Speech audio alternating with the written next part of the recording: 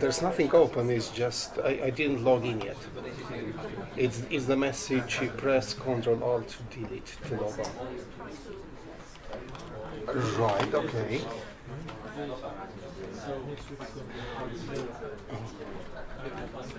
That's fine.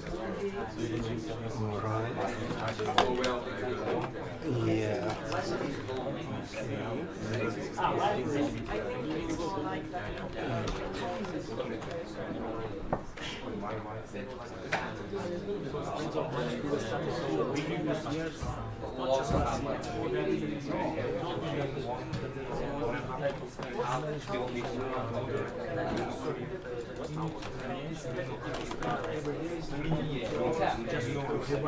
Just a second.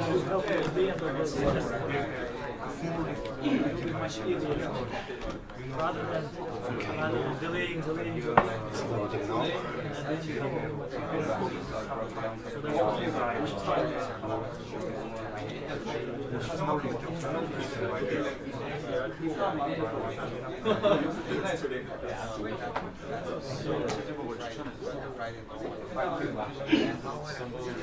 Yeah, preparing the desktop now.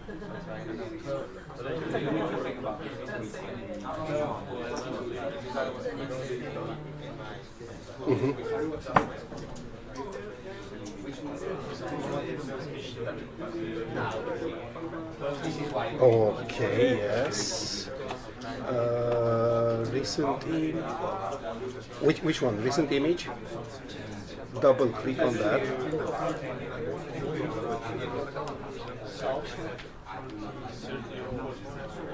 Oh, that's magic. Okay, thank you. Thanks, bye-bye. Right, sorry about this.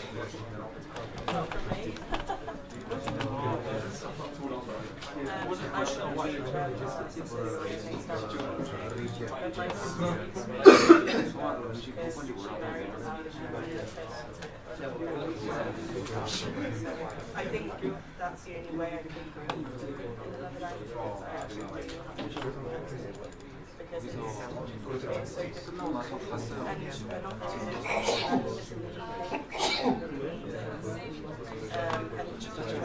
people it's quite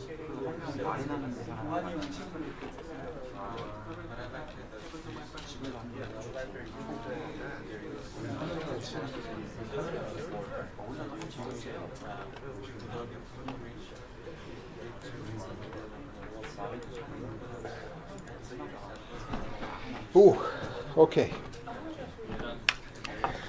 So we're on. Right, so I saw that you've covered the strength of the materials because there are three main requirements.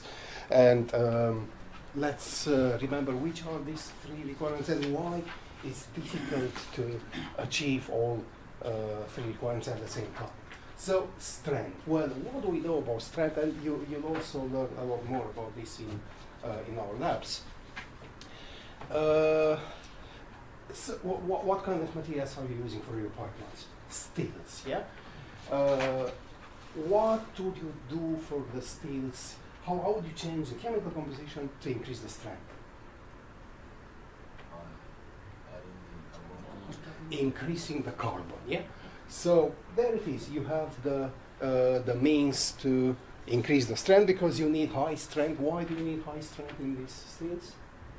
In order to contain the pressure inside, particularly for the case of gas pipelines. Right, but why don't you do that? Why don't you use high carbon steels? Because? Fracture. And how do we call that property? Toughness. So let's remember, how do we define toughness? What is toughness? What do we understand by toughness? So strength, what's the definition of strength? In your own words. How would you define strength? It's a material property that gives you information about what? ability to withstand pressure, but we use strength for other applications too, in which there is no pressure involved. To withstand? Avoid crack propagation. Crack propagation, it's this, toughness. So what is strength? Ability to withstand stress. Yeah, somehow like that, or simply the ability to resist plastic deformation. Yeah. So the higher the strength of a material, the higher will be the resistance to deformation, to plastic deformation. Strength, somebody already defined the strength, resistance to crack propagation. But also because by increasing the carbon in order to increase the strength, it affects another property, the third main requirement for the pipeline material, which was weldability. Okay, why? What happens if you increase the carbon content with weldability, the ability to weld, to produce good welds? It becomes? Again, it will crack easily because, and you'll see that later, and also during the labs, you have some samples which show that, because of the heat involved, the steel will go through some phase changes inside, and during cooling which takes place with a high speed, high rate of cooling. It will produce some phases which are brittle, meaning that they do not have a high resistance to crack propagation or crack initiation. Right, so these are the three main properties: strength, toughness, and weldability. Strength can be increased simply by increasing carbon content. Can't do that because it affects adversely the other two properties, toughness and weldability. What is toughness? Resistant to crack propagation. And we have some really bad examples from history. This is a picture showing a Liberty ship, but also in the Titanic. Obviously, in the case of Titanic, the impact with an iceberg produced the damage. But the quality of the steel, well, for that period, it was a good quality steel. But we'll learn a new concept today, the ductile to brittle transition. Some metals, some materials, and steel suffers that. A transition, which means the mode of fracture changes from a ductile mode, which requires much higher energies, to brittle, which requires much lower energies. And this happens at a temperature, well, it's not a fixed temperature, generally it's an interval of a few degrees in which the transition takes place. For instance, the steel used to make the rivets that were used to hold together the hull plates in the Titanic. They were made from a steel which had a ductile to brittle transition temperature that was around 32 degrees Celsius plus 32. So, meaning that even if the Titanic would have an impact with some object in the Mediterranean Sea, it would have still, these rivets, they would have still behaved in a brittle mode. Now, by changing the chemical composition, we can bring down this transformation to temperatures which are, and for pipeline steels generally, these temperatures are negative. Right, so that's why toughness is important.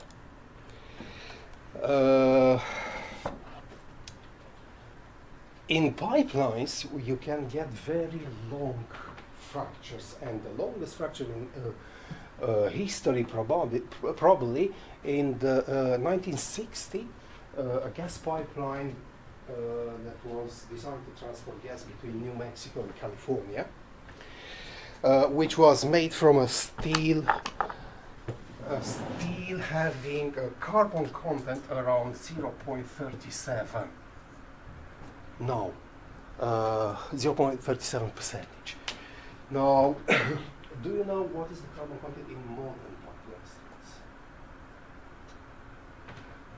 polyester? Or again, I'll give you a lecture on metallurgy and we'll look at the phase diagram. But for now, just remember this: that around 0.8% carbon, we have a dramatic change in the structure of the steels. And this point, it's called the eutectoid point, eutectoid, or perlitic point.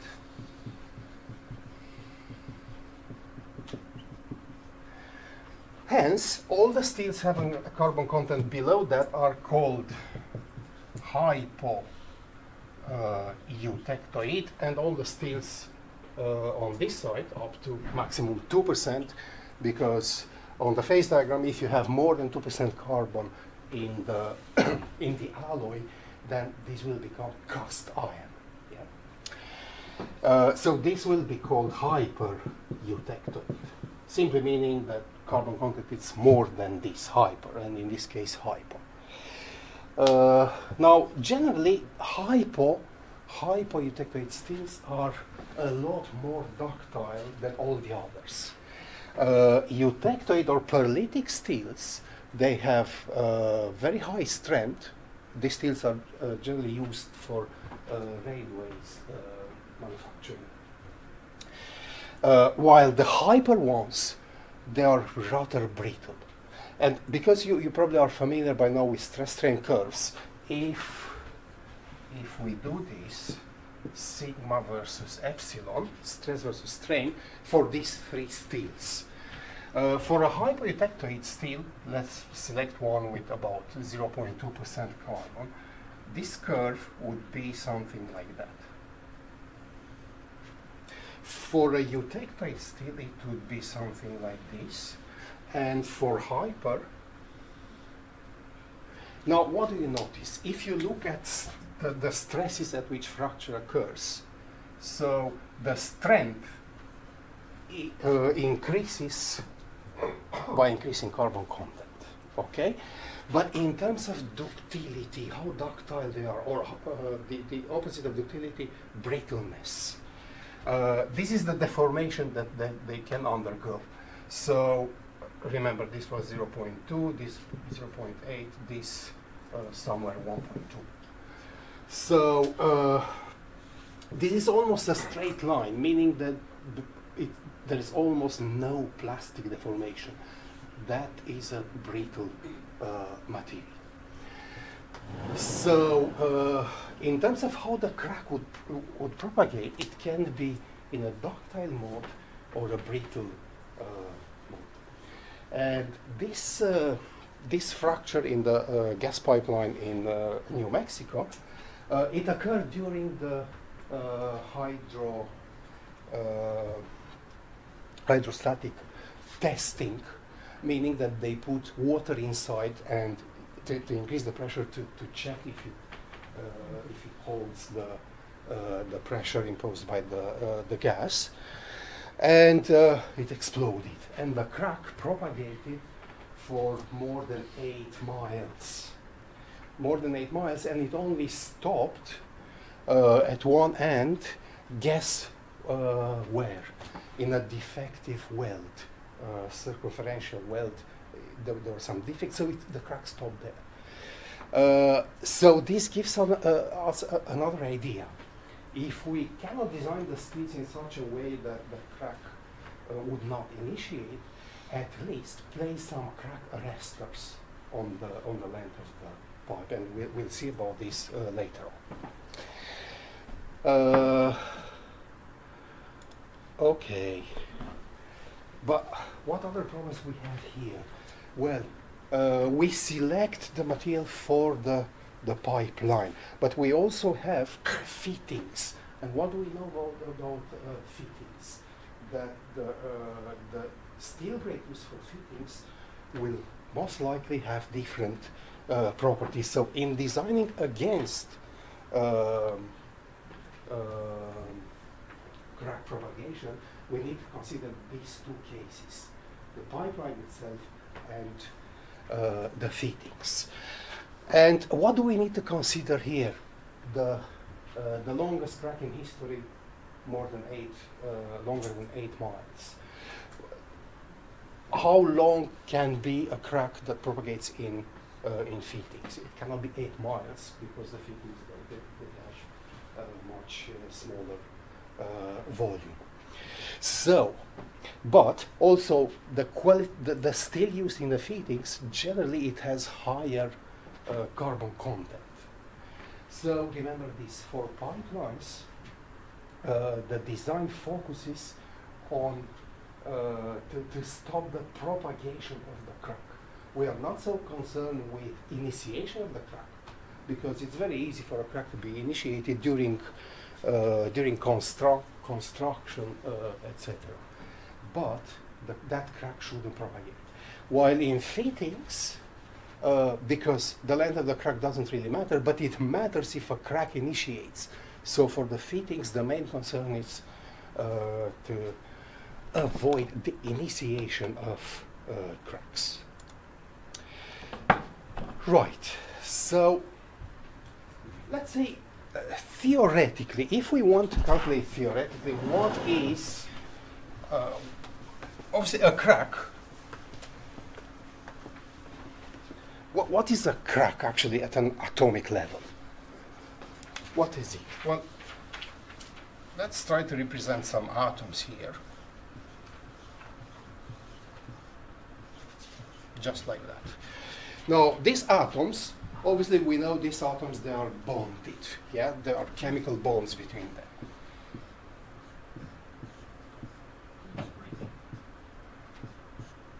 So in order to have a crack in a material, what needs to happen?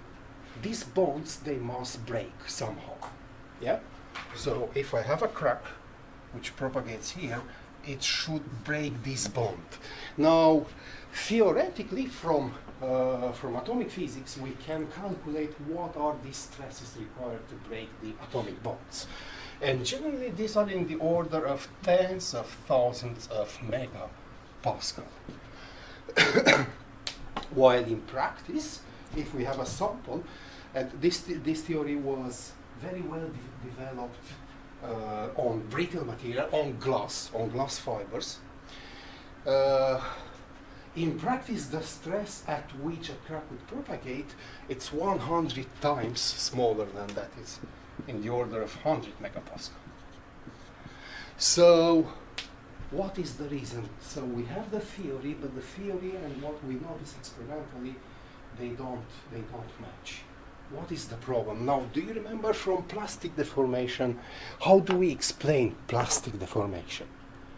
How is it possible for a material to bend at such lower stresses? Because again, the theory would predict that you need to apply tens of thousands of megapascal in order to, so in fracture, these bonds must break.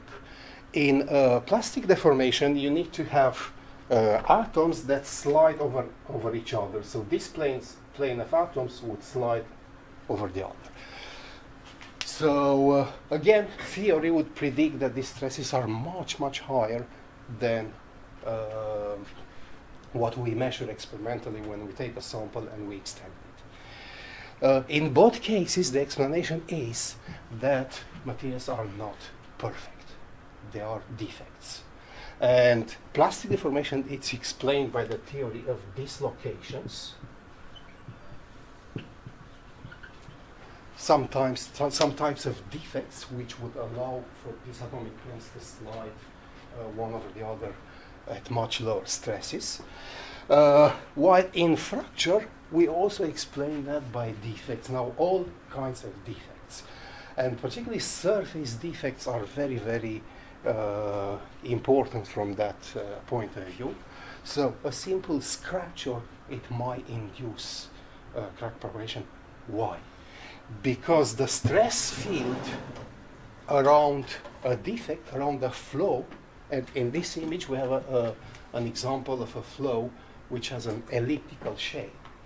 And if we plot the stress field, all these curves, they represent the stress in the material. Now notice that we have an external applied stress. Let's call that sigma. What actually happened around defects, the stress is concentrated. Look at the density of the lines here at the tip of the defect, meaning that the stress is much higher in this region. So for instance, it could be that the external applied stress is less than 100 megapascal, but because stress gets concentrated in this area, it reaches value of 10,000 megapascal, which is able to break the atomic bonds. So if we call sigma f the stress at which fracture occurs, it means that the external stress is much smaller than sigma f, at which fracture occurs. And for brittle materials, we have a very simple equation to express this stress, sigma f, as square root 2 gamma e over pi a, in which gamma it's the surface energy. What surface energy?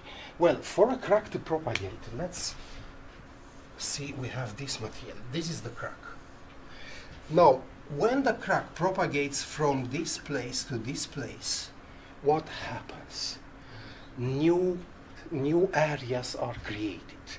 So we have a surface between the actual crack and the material.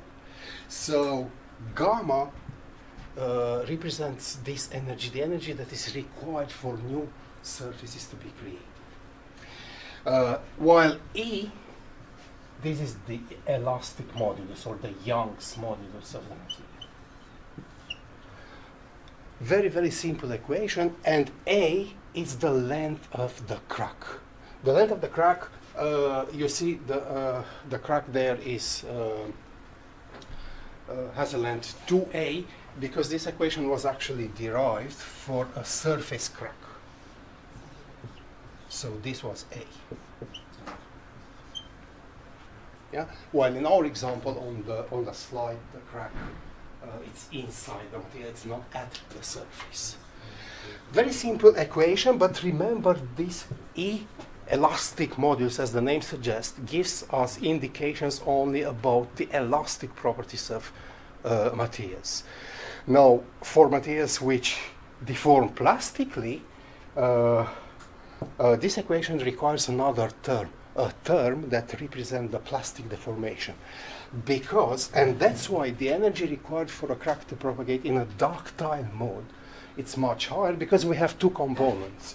We have the component, the elastic component, and one that will produce plastic deformation. How? Well, let's again, this is a material, and we have a crack which will propagate. Now, for ductile materials, which deform plastically, before breaking the atomic bonds, what happens? At the tip of the crack, we will have plastic deformation. And only after plastic deformation occurred, the crack would propagate through this area. So we have two components of energy, which explains why ductile fracture requires higher energies than brittle fracture. Okay.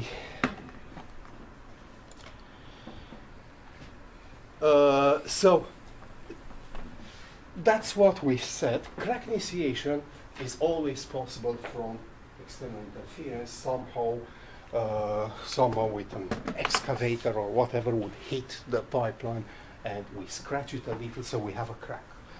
But remember, for the pipeline itself, we are concerned with propagation of the crack, not initiation.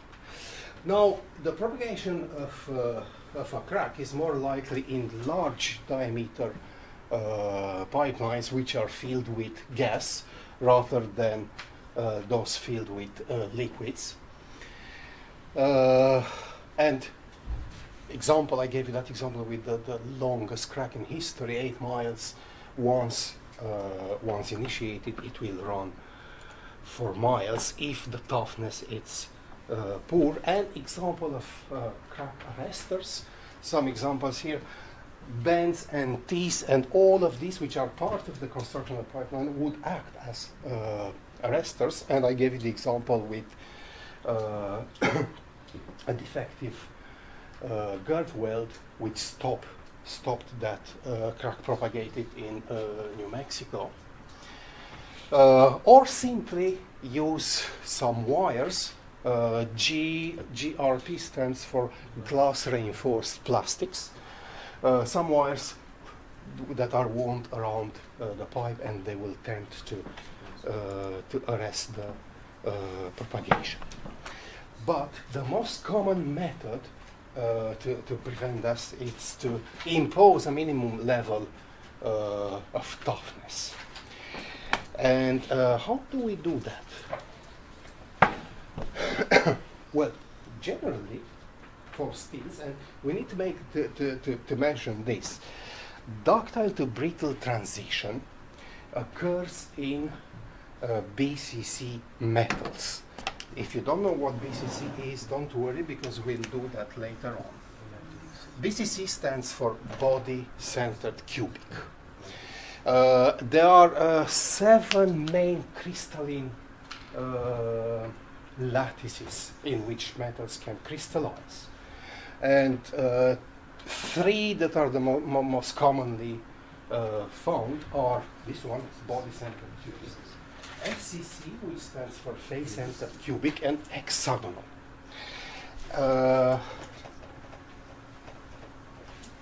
The difference is, if we represent a BCC, remember the names suggest that the atoms are arranged in a cube.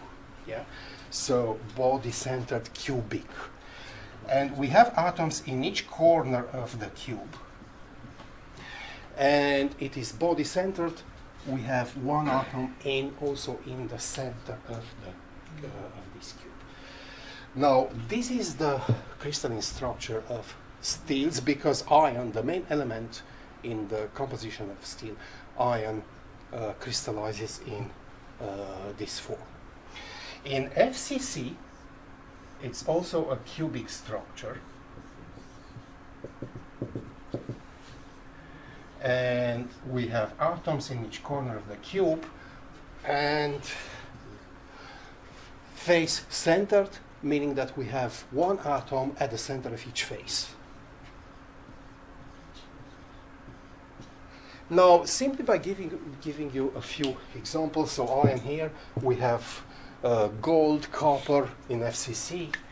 What does it tell you in terms of ductility?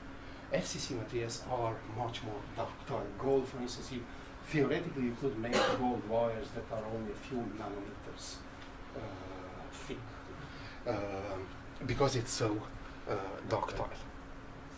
Now, interestingly, we're not going to go into details why, but ductile to brittle transition occurs in BCC materials, and unfortunately, still it's one of them. How does it happen?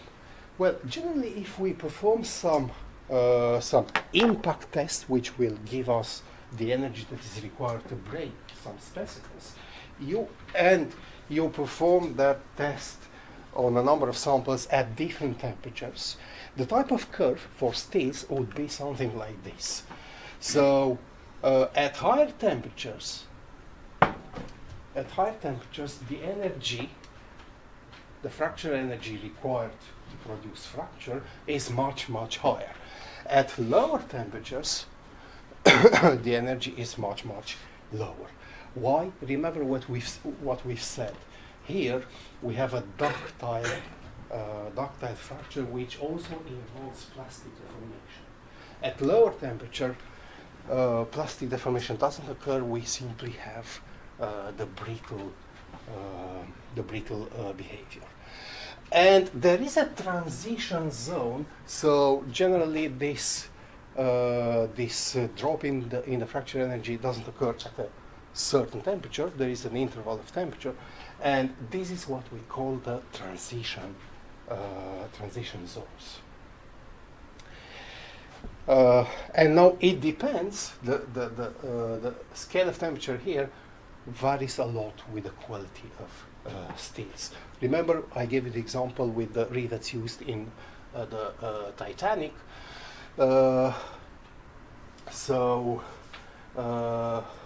Transition to brittle occurs at a temperature. This is around 30 degrees Celsius. While in modern pipelines, remember, that's minus 20, minus 30, minus 40, even lower than that. Right.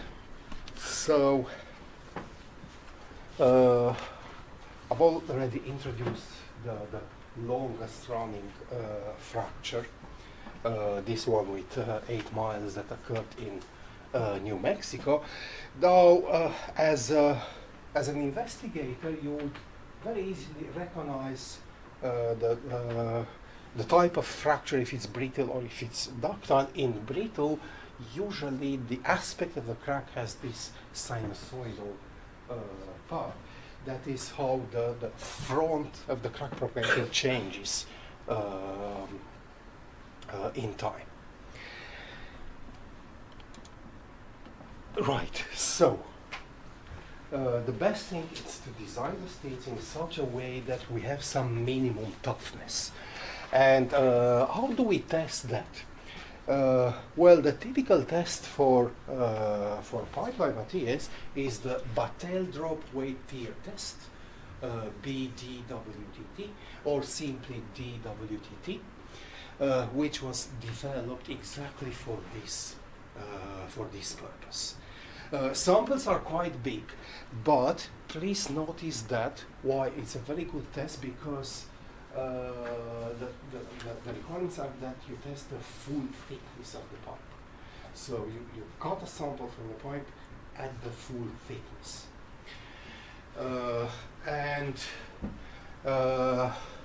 In the center of the sample, a notch is pressed. Now, why do we need that notch?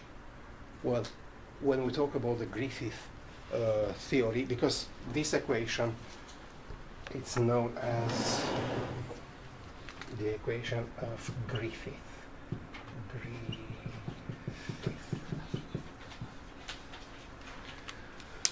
So when we introduce that, we've said that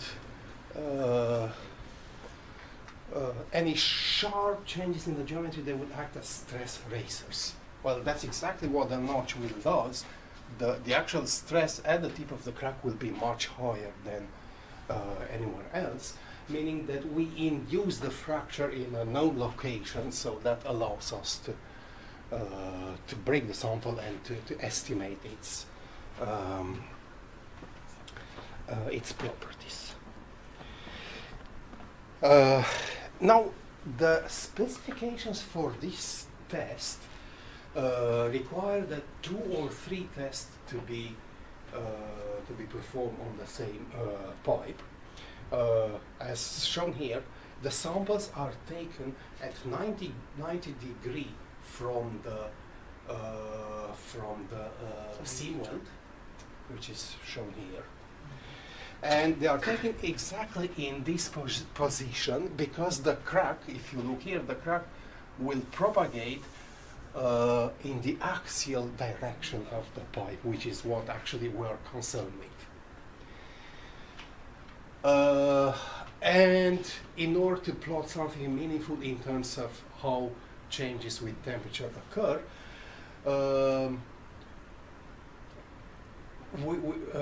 this test is performed at least at the design temperature.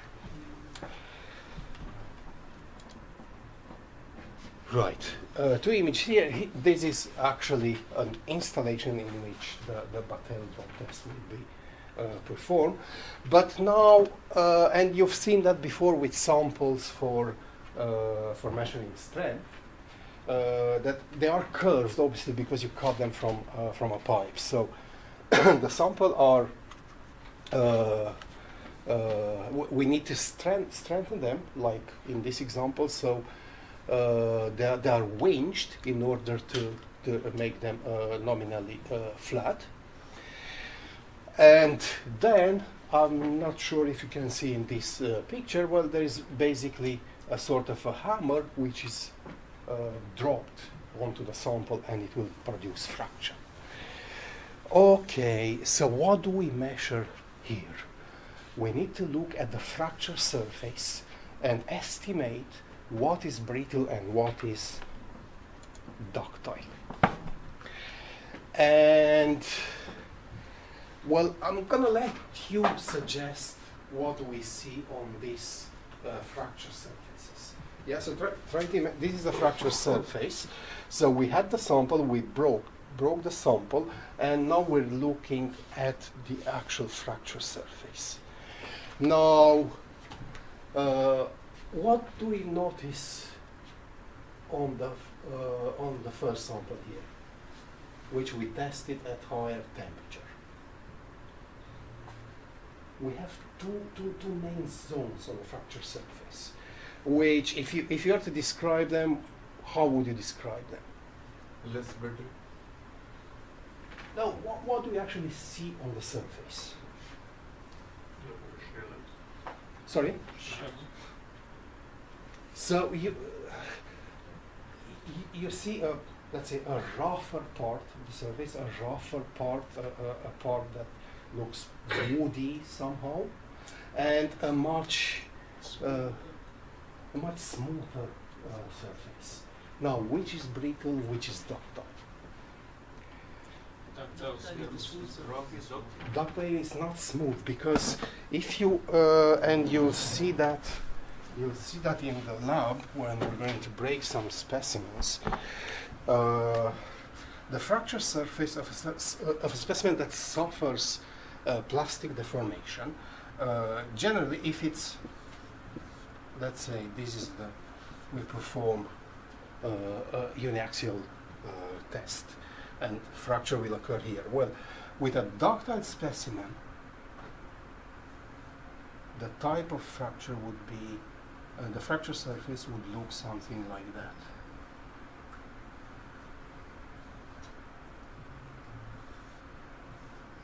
Which we call cone and cup. Cone and cup. And well, even at high magnification, you would see here that the material deformed plastically. So you'll see portions which are elongated, portions which are less elongated.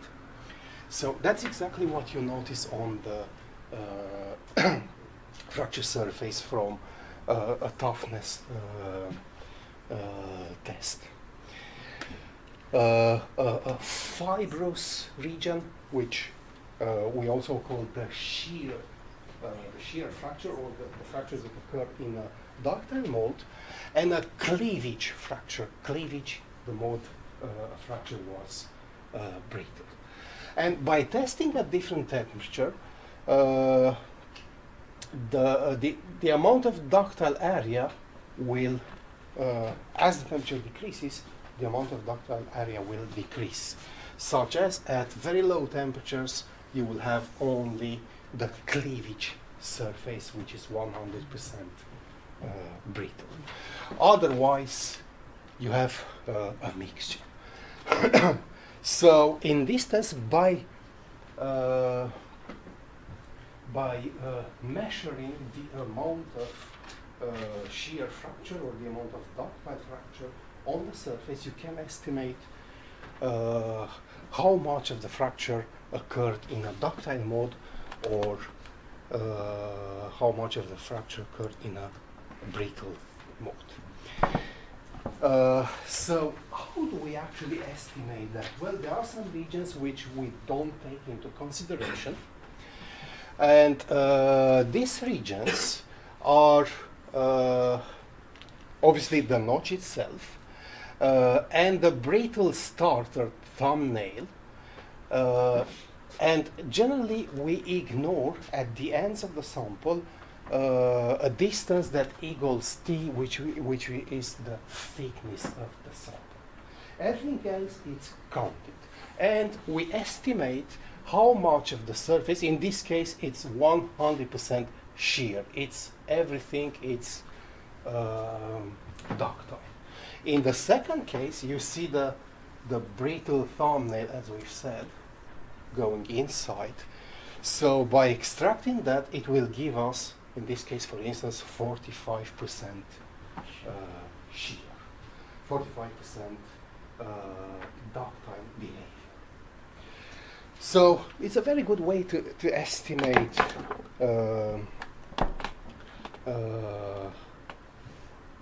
the mode of fracture. But now the question is, are we going to require 100% ductile fracture mode? We'll see immediately that this is not the case. But now, particularly with modern steels, as it says, they're heavily controlled steels. You will see later on in this course that what are the manufacturing techniques for steels in order to increase the strength? Because by adding carbon,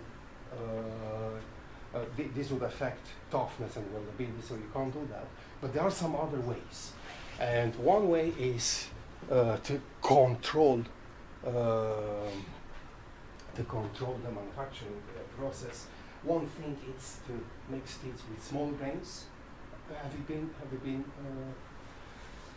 thought about the whole patch equation?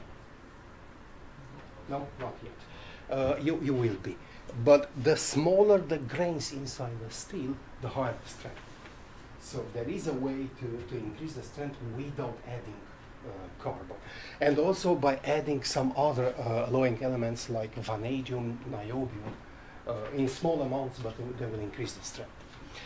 But because of this chemistry, steels heavily controlled means that they are plastically deformed and also rapidly cooled, and this will lead to the formation of a phase that is called martensite. Now, martensite is the hardest phase that you can achieve in the steel structure. And because the pipeline material is made by successive rolling, for instance, those grains will tend to appear elongated like that.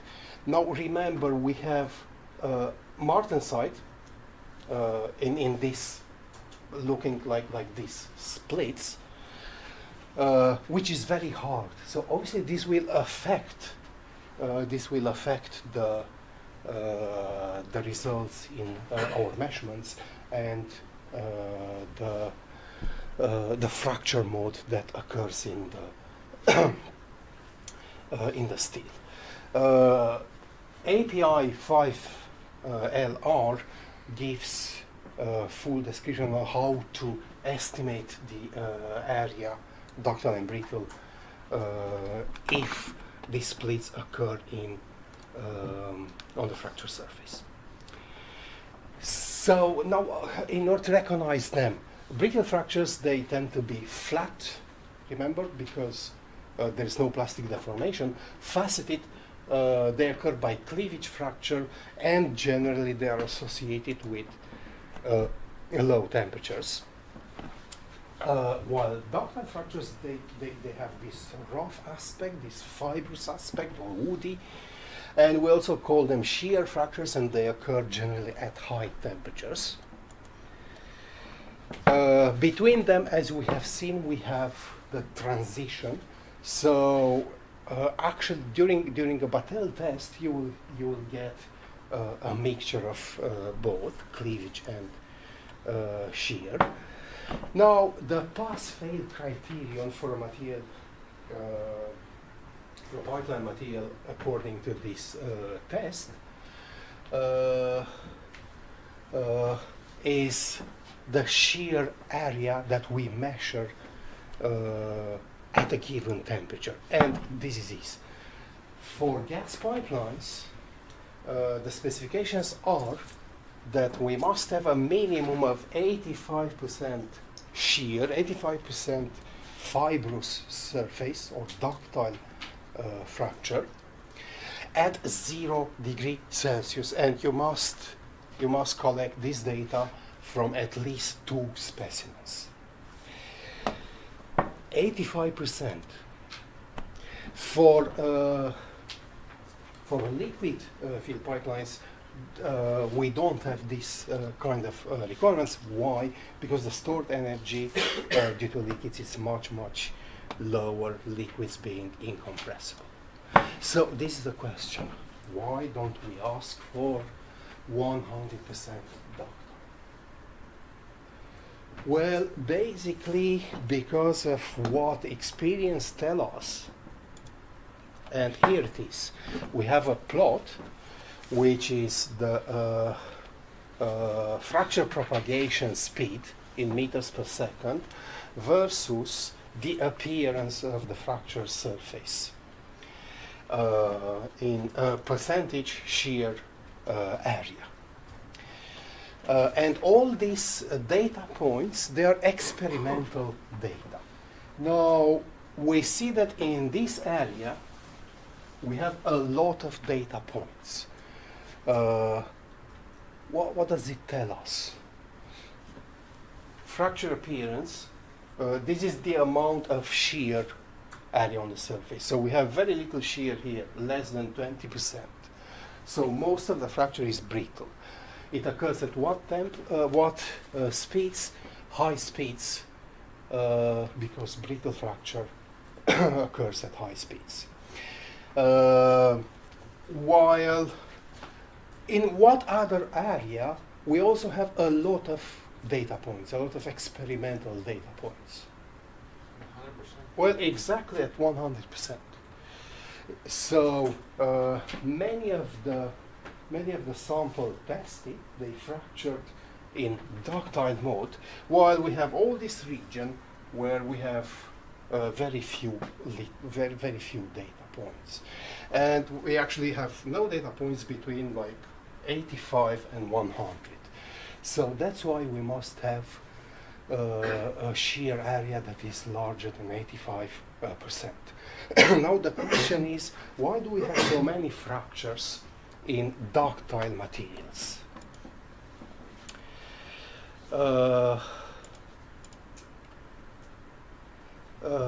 Because of the defects that are present. Defects from the chemical composition, defects from manufacturing. For instance, the presence of manganese sulfide, the presence of aluminum oxide in the composition. Aluminum oxide is ceramic, so if you have small particles of aluminum oxide inside the steel, there will be, it's a ceramic, it's very hard and brittle, so it will favor the propagation of a crack.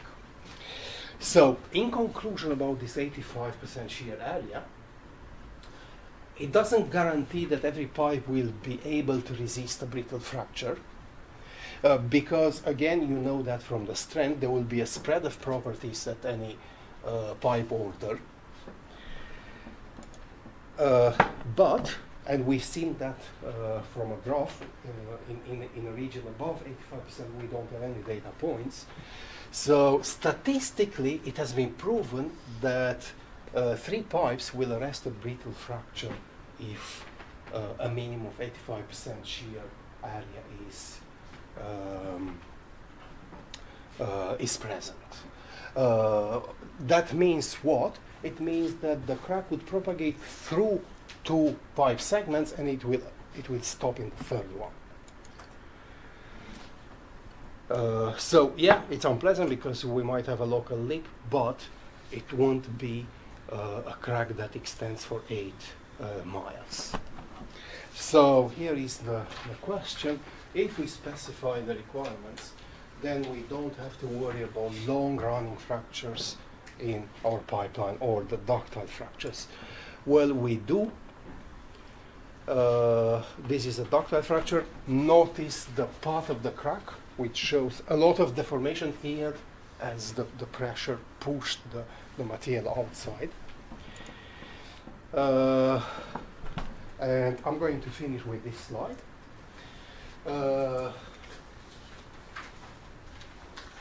Defects of inclusions. I gave you example with alumina particles, aluminium oxygen 3 or manganese sulfide. And we have 2 micrographs here. In the first micrograph, well, we don't see much there. It's wide because there are no inclusion almost. There are some few inclusions there. Well, look at this one. We have a very long inclusion. What appears dark, it's not steel. Yeah, it's an inclusion, and in this case, it's manganese sulfide. Why do we have manganese sulfide? Well, all pipeline steels, they contain this element, manganese, because it contributes to strength, toughness, and also to weldability in a favorable way. So what do we notice? At lower temperatures, the energy required to break the 2 samples, one full of inclusions, the other one clean, the energy is the same. So, so these inclusions, they do not affect the brittle behavior. But look at the upper shelf in the ductile to brittle transition graph. For the clean steel, the energy required to break the sample, it's much higher, while for the, let's call it the dirty steel, the energy required to produce ductile fracture is much lower. Okay, so I'm gonna stop here. Do you have any questions? Yeah? The graph which you showed, the fracture speed graph. Yeah. Yeah. The temperature is the operating temperature over there. This one. The temperature. It's not shown. So We don't have information of that, but it should be at room temperature or close to that. So this doesn't affect the temperature. It's not affected by the temperature. because you have given that methane is there, so it's a gas. So I thought temperature may be a factor.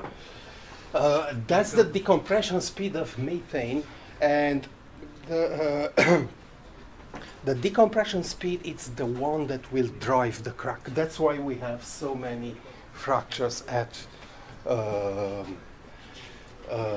higher speeds, because of the decompression of the methane inside the pipe. Yeah. Anything else?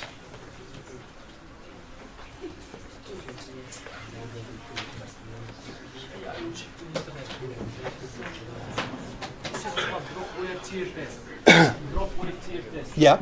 You said that minimum 3 specimens must be checked, yeah? Yes.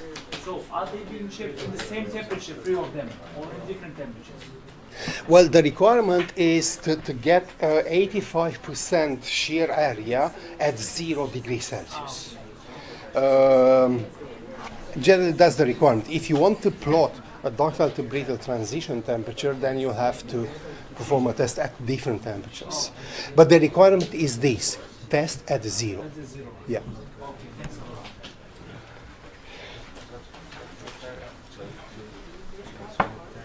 Has to do with the temperature between speeds.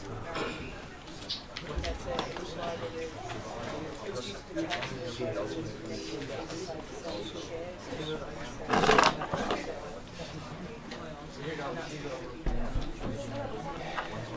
Now, one thing that we